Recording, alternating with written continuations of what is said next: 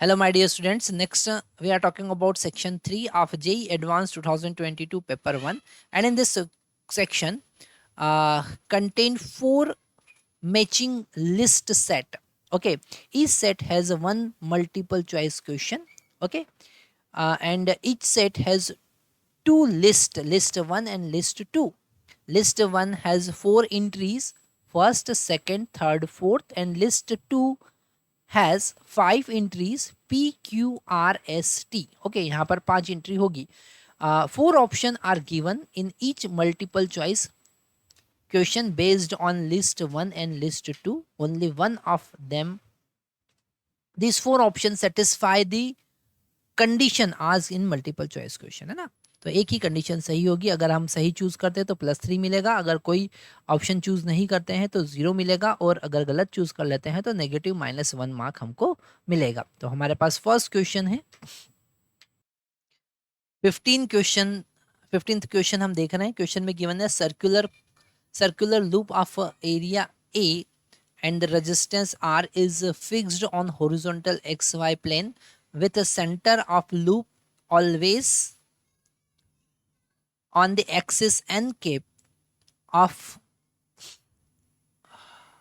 long solenoid. Okay, the solenoid has m turns per unit length and carries current I counterclockwise direction as shown in figure. The magnetic field due to the solenoid is in N cap direction है ना. यहाँ पर N cap direction में ही magnetic field होगी. तो ये magnetic field का direction. Okay, the magnetic field due to the solenoid is in n cap direction. List 1 gives the dependency of n cap in terms of constant angular frequency omega, and list 2 gives the torque experienced by this circular loop at t equal to pi divided by 6 omega. और यहाँ पर alpha का value हमको given है A square mu naught square M square I square omega divided by 2r. ठीक है, अगर इस क्वेश्चन को हम ध्यान से देखें तो जो भी यहाँ पर लिस्ट 1 में उन्होंने एन कैप का वैल्यू दे रखा है वो यूनिट वेक्टर नहीं है. ठीक है, तो यहाँ पर जब हम इसे सॉल्व करेंगे, मतलब इस क्वेश्चन में कुछ मिस्टेक है ना, यहाँ पर यूनिट वेक्टर नहीं है, पर हम जब सॉल्व करेंगे तो यहाँ पर ऑप्शन डेफिनेटली रॉन्ग आने वाले हैं.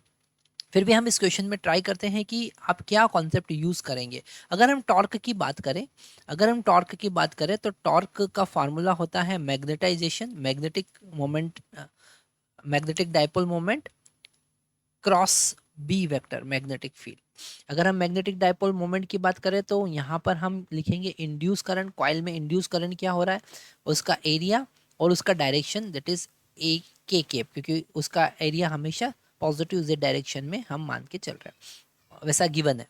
तो और आई की बात करेंगे तो आई यहाँ पर हम इंड्यूस करंट की बात करेंगे तो I is equal to 1/r into d∅dt होगा. ठीक है, तो I is equal to 1/r d/dt of, अगर हम फाई की बात करें तो वो magnetic field B into area of cross section A into उन दोनों के बीच का एंगल, और दोनों के बीच का एंगल है कॉस ओमेगा टी. ठीक है, दोनों के बीच का एंगल है ओमेगा टी, है ना. और यहाँ पर कॉस ओमेगा टी दोनों का डॉट प्रोडक्ट होगा. ठीक है, तो यहाँ पर I is equal to 1/r. B यहाँ पर कांस्टेंट होगा, ए भी यहाँ पर कांस्टेंट है. ओके, बी कांस्टेंट नहीं है पर यहाँ पर टाइम डिपेंडेंट नहीं है. ओके, और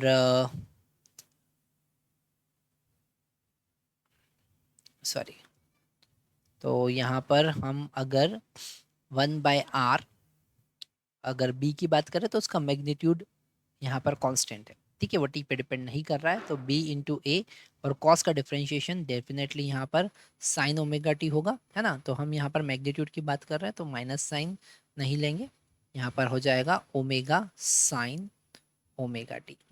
ओके, तो ये हमारे पास आई का वैल्यू आया. अब अगर हम बी की बात करेंगे तो सोलेनॉइड के कारण मैग्नेटिक फील्ड होगा mu nought, number of turns यहाँ पे पर यूनिट लेंथ एम दे रखे हैं, mu nought M into current I. Okay, तो यहाँ पर इसका वैल्यू जब हम पुट करेंगे तो आई इज इक्वल टू हमको मिलेगा A into mu naught into M into I into omega divided by R. A यहाँ पे प्रेजेंट है, बी का वैल्यू हमने म्यू नॉट एम आई रखा, omega divided by R into sine omega T.